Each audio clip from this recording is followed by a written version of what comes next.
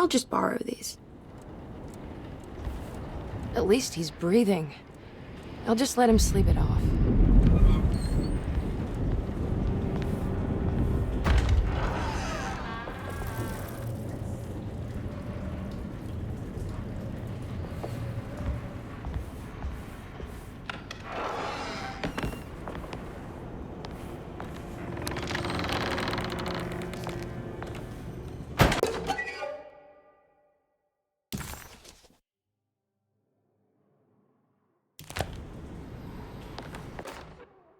Jeremy knew that the only one who could help him now was the guest in room number 3.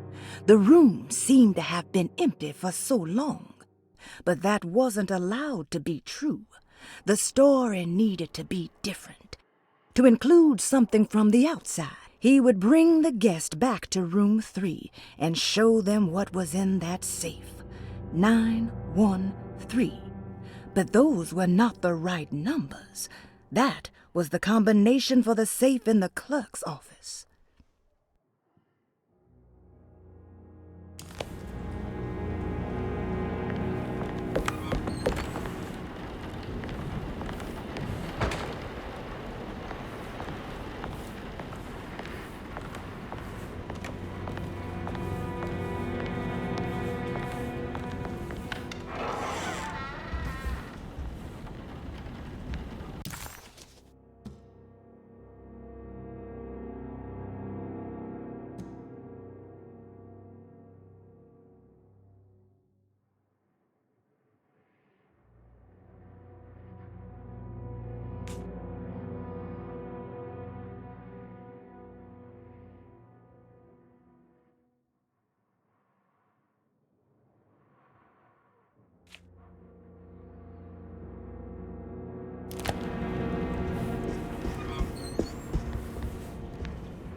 There's something missing.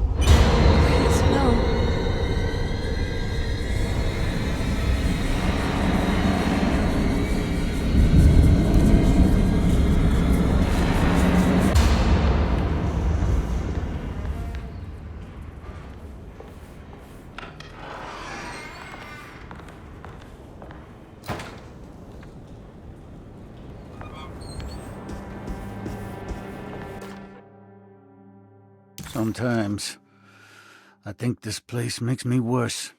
That Desetto might be my grave. A coffin made of ostentatious architecture. A Taj Mahal for the drunken depressed. There's something about Desetto. Something about Dr. Gray. Like we all pretend that we're here to get better, when in fact we are here to be forgotten.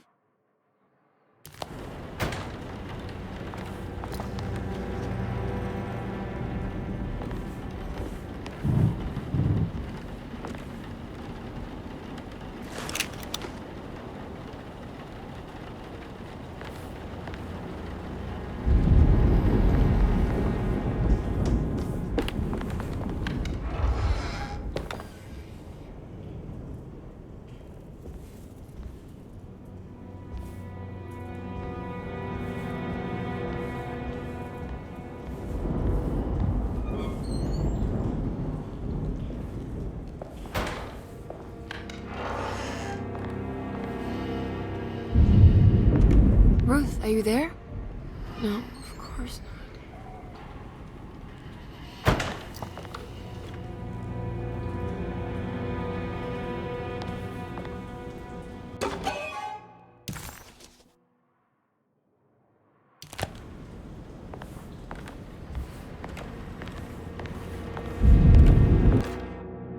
Castle built the zoetrope as an exercise in animation. He is very interested in moving pictures and has even ordered an aeroscope camera for the colony. I'm looking forward to seeing what kind of phantasmagoria he will produce. For now, his zoetrope entertains me greatly. It's not the little man passing his head, while quite humorous. It's the spell of that flickering light as it rotates. I swear, it takes me back to my childhood in a most profound way.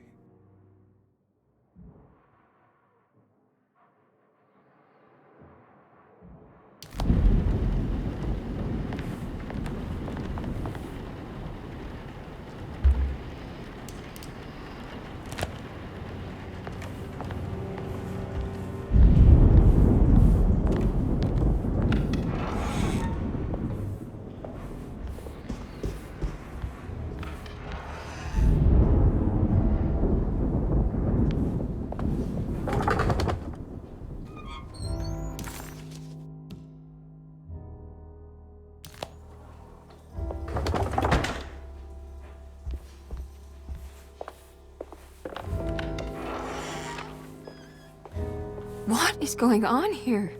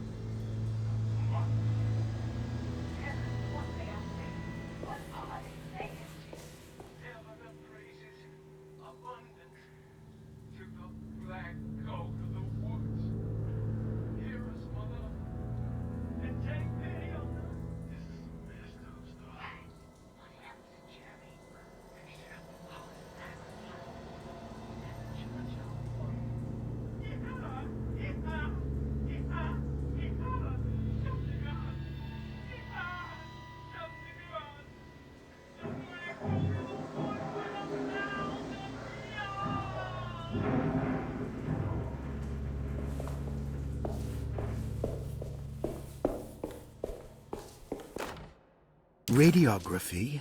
Patient Jeremy Hartwood. Date June 14, 1930.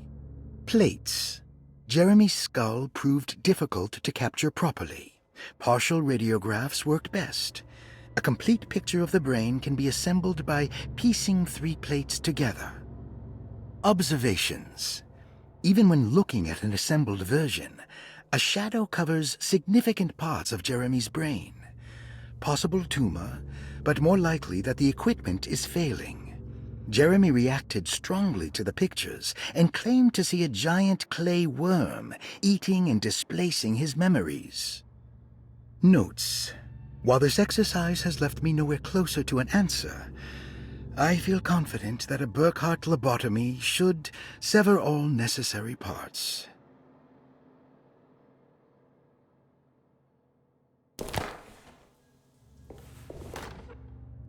Hypothetical psychosurgery based on the ideas by Burkhart and the St. Petersburg research could end up saving Jeremy's mind.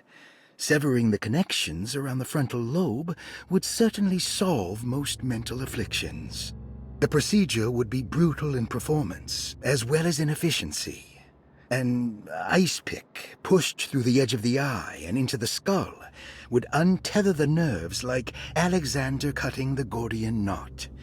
As this would likely leave Jeremy in a very different condition, all other paths should first be explored. The medical instrument I would need for this lobotomy is missing, and I should have Waits order a new one.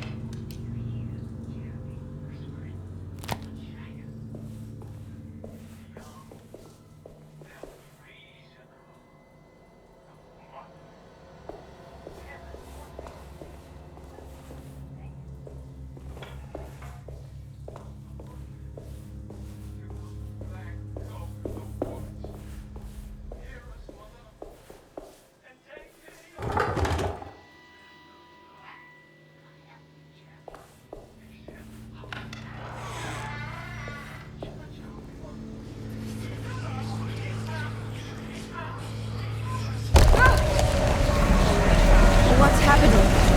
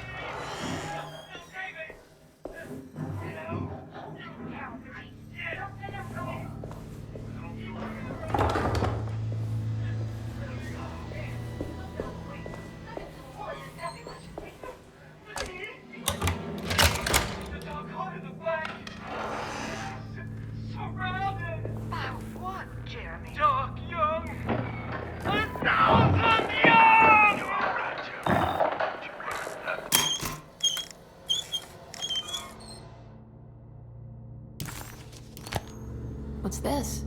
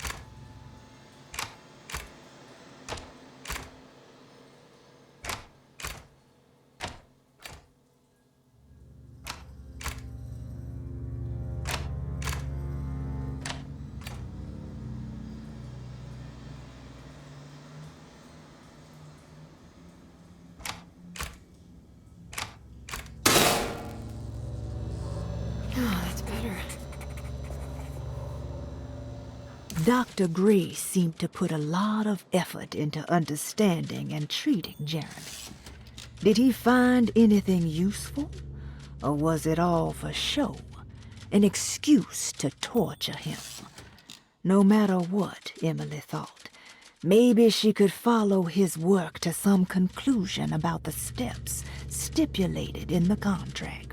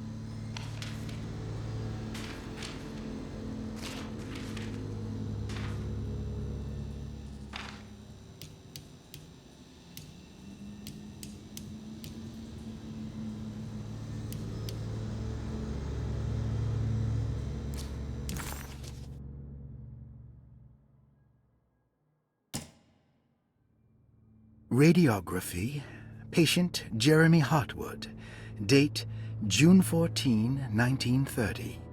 Plates. Jeremy's skull proved difficult to capture properly. Partial radiographs worked best. A complete picture of the brain can be assembled by piecing 3 plates together. Observations. Even when looking at an assembled version, a shadow covers significant parts of Jeremy's brain. Possible tumor.